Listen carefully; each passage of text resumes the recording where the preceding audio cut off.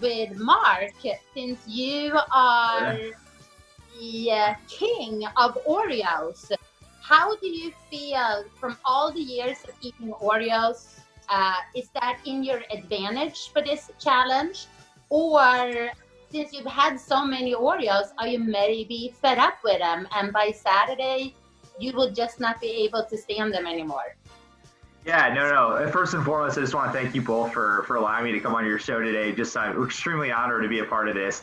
And that's a great question. I mean, I think a lot of people have kind of deemed me the Oreo king, and I try to be humble about it. And I try not to put too much out there, but honestly, something I learned at an early age was just confidence, and kind of living up to that. And so I think just the fact that I've been eating Oreos at a high level for many years and doing it with a variety of different flavors as well. It's not like I've just been with the standard Oreo. I've done it all with their limited editions. I've done so many that you couldn't even think of and even find on a short shelf now.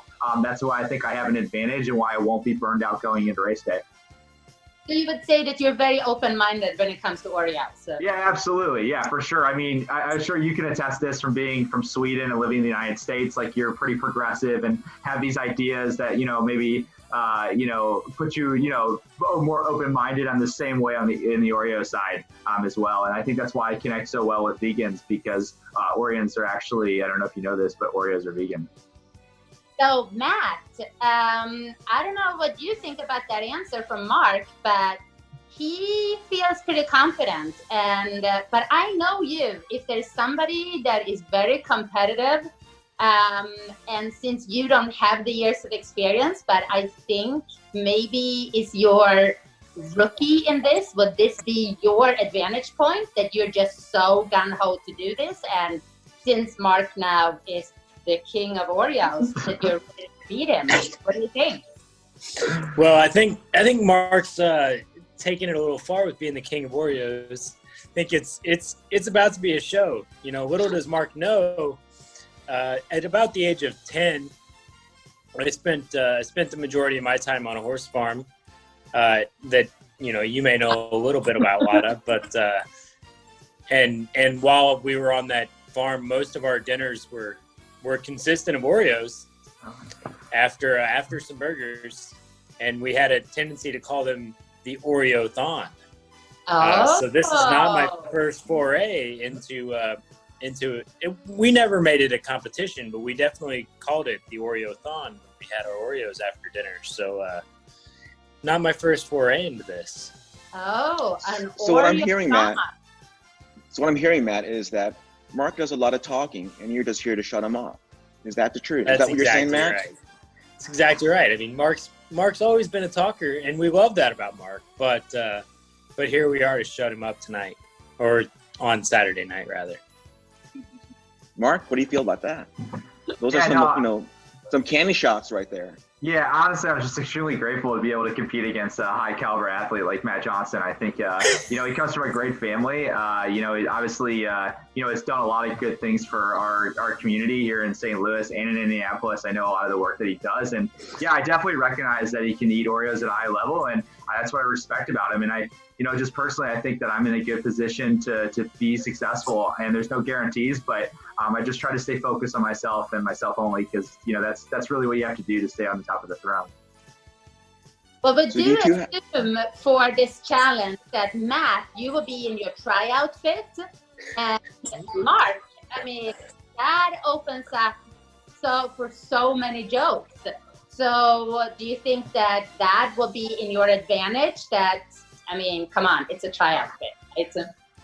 Yeah, no, definitely. Like, that's something I've definitely thought about and dreamed about a lot, is what Matt will be wearing on race day. And, it's something that I think every person in a competition like this is worried about, is what is your competition wearing and how good are they going to look on camera? And, there's no denying that Matt is a very attractive, fit guy, and that could definitely put him in position. But what I know about myself is that the more clothes I wear, people like me more. So, like, if I'm covered up and they can't see my face, they root for me. And so that's kind of how I look at things, is like, Matt's going to be a distraction for a lot of people, and that's great. But my real fans are going to be behind me, because they're going to know that I'm covered up, and I'm just really just here for business.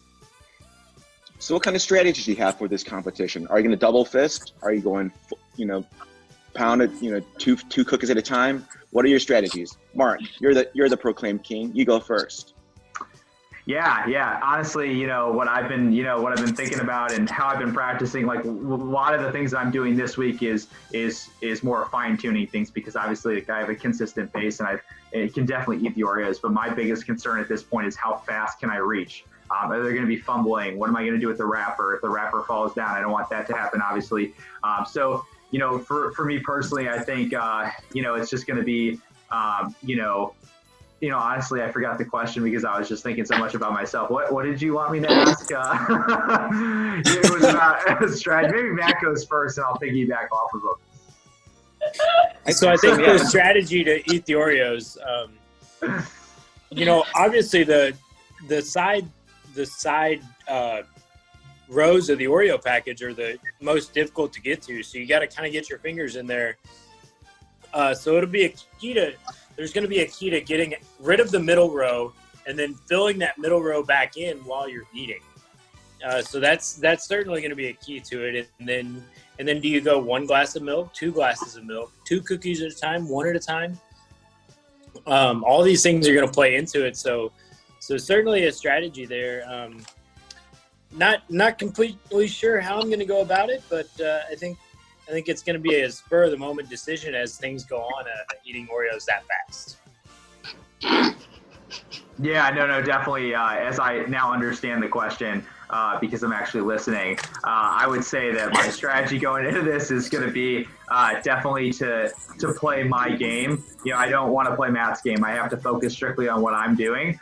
That's in terms of the speed and intensity that I'm bringing. And second, it's just going to be making sure that I'm hitting all the corners. I mean, I think that's the big thing that a lot of people miss in these kind of competitions is they get nervous and they try to go for the big stacks, and then they forget, like in the corner, you leave 2. And if I leave 2 and there's 10 seconds left on the clock and, Johnson's in a good spot, I potentially leave myself vulnerable to losing, even though I put majority of the Oreos down. So Matt, go through with us Saturday. How will your day start? I mean, we know our pre-marathon race strategy. So you'll get up in the morning. What will be your day leading up to the race? So Saturday morning, supposed to rain here all day, unfortunately.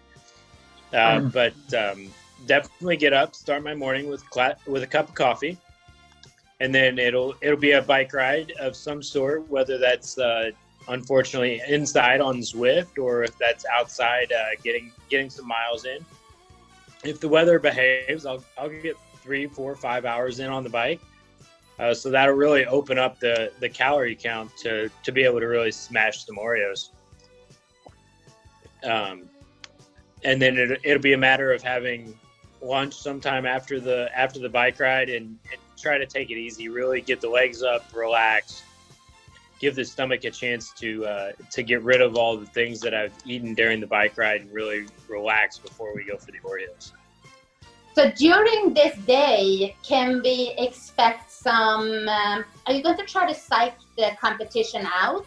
Like if it was me, I would try to get Mark really nervous, get a knot in the stomach. So I know it will be hard for him to swallow Oreos. Is there something you're going to do? Are you maybe like prank calling him, sending him bad text messages? Or, I mean, I think this is also on a very psychological level. Like, is there anything there you can do to take your competition out? Well, I mean, we know that Mark tends to go to sleep early, wake up early. He's that kind of guy. So messing with his sleep is definitely going to be potential. If we were to take him off his sleep game, that could really throw him off for the rest of the day. So there's definitely some potential for that, even from the social distance. And actually, we'll be hundreds of miles away during the competition. So even from distance, there's some potential for messing with those sorts of things.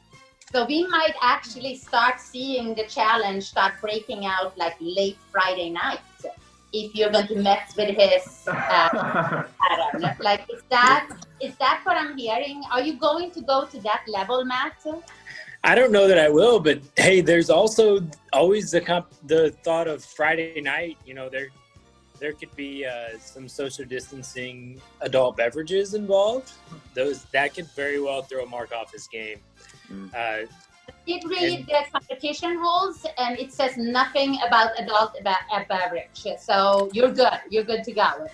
Yeah, I think the Swedish really approve of things like that. So.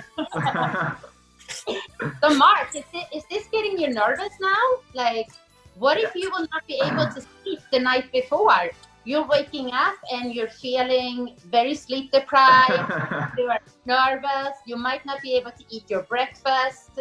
You might not have a good run. I mean, how do you feel about maybe already from Friday night start feeling a little nervous about this build-up? No, I love that you guys bring up this question because I think this will give you a teaching, opportunity for a lot of people at home that, could possibly relate with my answer here. But, honestly, guys, like before my best races, before anything I've done successful in my life, which I've done a lot, is going to be little sleep. I mean, if I get 4 or 5 hours the night before a big race, that's huge for me. Because honestly, I look at no sleep as laser focus. I look at that as I'm here, I'm ready to compete. And if I'm sleeping, honestly, I'm wasting time to keep my mind mentally set. So honestly, how I look at it is Friday, Friday I'm in it. Like guys, I'm in it. Like Friday when the turn stays, like if I have a bad run on Saturday morning, that just means I'm gonna have an even better contest on Saturday night. Mark, to elaborate on that a bit, I think I'm in the same boat on, normally the night before a race, we don't sleep well because we're nervous and we're excited for the race and you get those butterflies in your stomach. So it all then comes down to Thursday night's sleep, which is, we all know that, that it's really that second night's sleep before the race. We're digging deep. Yeah, and I just want to thank our sponsor, Melatonin. They're here today to put us to sleep, and I'll be using a lot of melatonin and probably some Benadryl as well. So to answer your question, Matt, like if I have to go to outside sources to get my best night of sleep, like you said, it's really important. I actually appreciate that advice because I wasn't even thinking that way. So I appreciate you being such a kind guy helping out your competition here. So definitely, and shout out to Melatonin. You're going to keep us safe. Any strategies coming up, leading into the matchup? Any foods that you're worried about? Developing a kink or sore on Oreo day would be terrible. Any concerns at all? No Taco Bell. No, you don't want any sharp taco shells cutting a hole in your mouth. Not worried here. Yeah, not a worry in the world. Yeah, honestly, I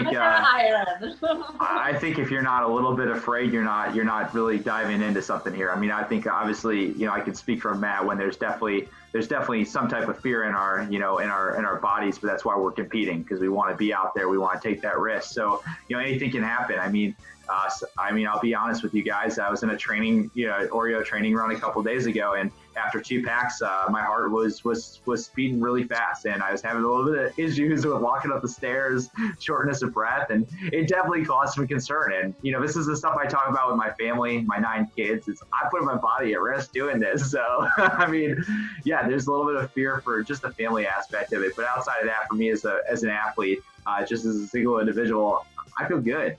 I'm not too worried.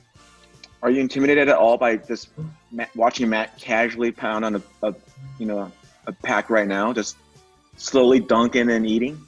No intimidation at all? It would be very fitting that Matt would roll up to the Zoom interview eating Oreos to show the world how great he is before the event starts off. But I'll just say my track record speaks for itself. You can walk on my Instagram 365 days of the year, and you're bound to see something. So I don't need to show anybody anything else.